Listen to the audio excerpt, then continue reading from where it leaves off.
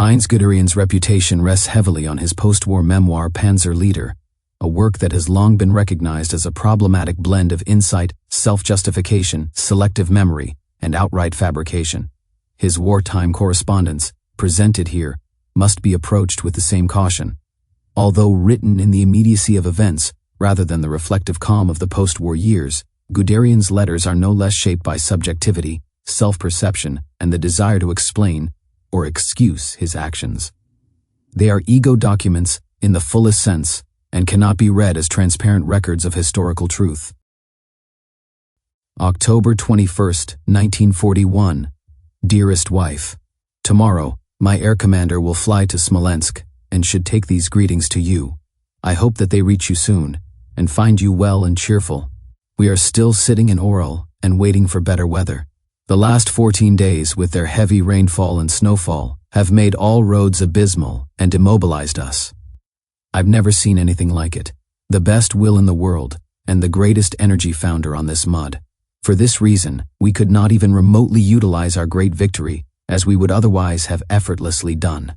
What a shame. Now we have to wait for dry weather, possibly for frost, until the journey can continue, because we're nowhere near our objective. It's not yet clear if and when I can come home. Unfortunately, the prospects are very limited at present. Our residence is relatively intact in its district, so that we are accommodated in houses with heating. Since yesterday, we've also activated the water and air supply and thus created bearable conditions. But it was in fact not our intention to establish ourselves here, and I still hope to soon be able to take up the walking stick again.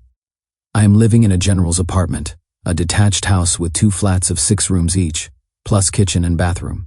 In addition, Colonel Kurt Freiherr von Liebenstein and a liaison officer of the OKH High Command of the Army are residing here. Upstairs are Bussing, Wunsch and I with Daneselt. Central heating and light, linoleum flooring, and Soviet Army furniture, illegible. But our accommodation hasn't been this princely for the last 4 months. Our offices are equally well housed in an office building, and we have a simple but well-heated officer's mess.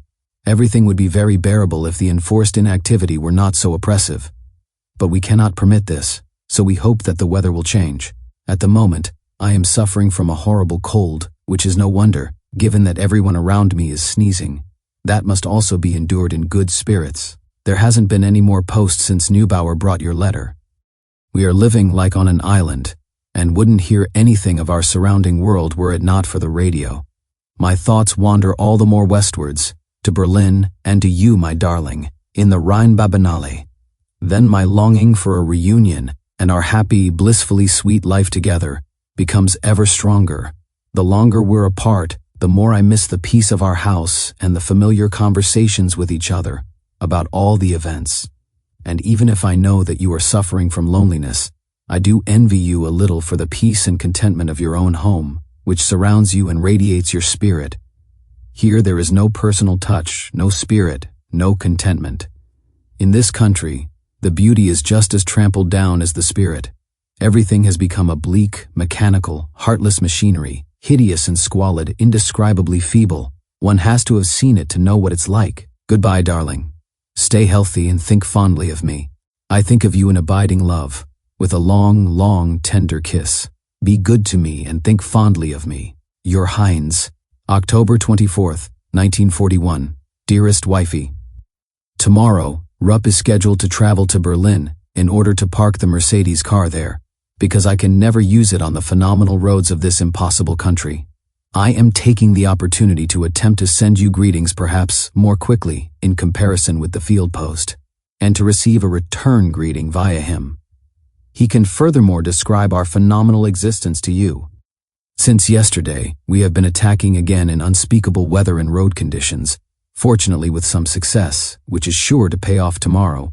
It's now really no trivial affair to meet the demands of the leadership, which is disinclined to picture our exact situation, despite all the reports, with the number of increasingly weak divisions and the motor vehicles, which are now in a wretched state.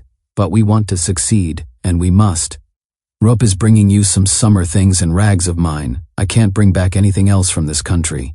He is also supposed to deliver the cherry bushes, for which there doesn't appear to be any use here.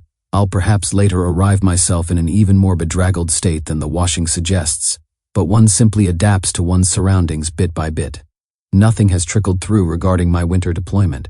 There is still no hope for an imminent return home, and it is doubtful whether it will happen at all this winter.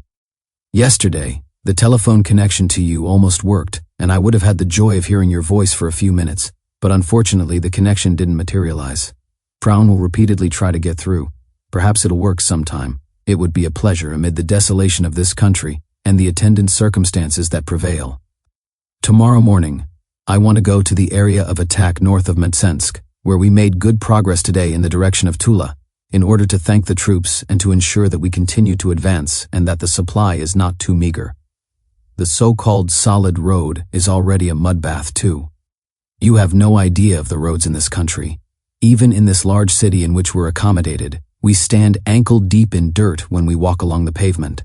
The poverty and squalor of the residents is already limitless, and how will that develop in the coming months? You can't imagine what it's like.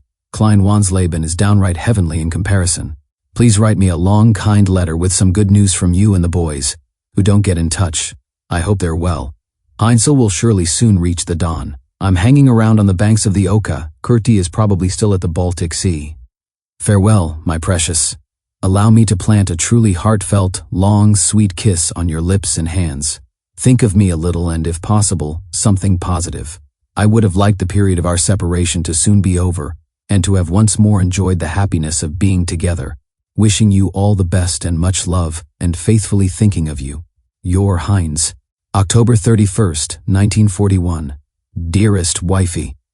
Yesterday and today, I was delighted by your kind letters from 1 and 19 October, and by the fruit package. Let me thank you with a long kiss for your so loving and tender words from the first. Sweetie, you made me a double pleasure when I see that our love has remained fresh, like on October 1st, 1913. That makes me joyously confident about the future. Our position here is unpleasant as a result of the poor autumn weather, with heavy rainfall and abysmal roads. Our situation here is aggravated by scarcity of supply, heavy rainfall, and the abysmal roads. Replenishment almost fails, and the troops can only move with extreme slowness. We have nonetheless reached the southern outskirts of Tula, but we must close our ranks and take a deep breath before this important industrial city can be taken. The only avenue in the army sector, which runs from Orel via Tula to Moscow, has collapsed for long stretches and is now nothing more than a poor country road on which man, animal, and motor vehicles get stuck. Only the brave tanks make it through the dirt, but they of course can't succeed alone, especially as the Russians are now appearing on the scene with new, very strong tanks, which really keep us busy. These important circumstances have already caused us to lose weeks. One could say that we're no longer fighting against the Russians but against the weather and the particularly uncultivated country. And this struggle is very tough and difficult, exhausting and time-consuming. Hopefully, we can still meet our objectives before the real winter begins. At present, the temperature is around 0 degrees, generally a little more, hence the mud. Fortunately, at least the winter clothing is on the move, so that we can make life a little easier for our men in one respect. We still have worries enough in numerous other areas. The fact that you had some visits from relatives will have alleviated your loneliness. It's a pity that little Bims is sick again, and I'm also sorry about the parakeet. Hopefully the little doggy will make it. We would really miss him. I've received a letter from Kurti from the Leningrad region. He's very cheerful, though not truly satisfied. What will he say about Tuti's engagement?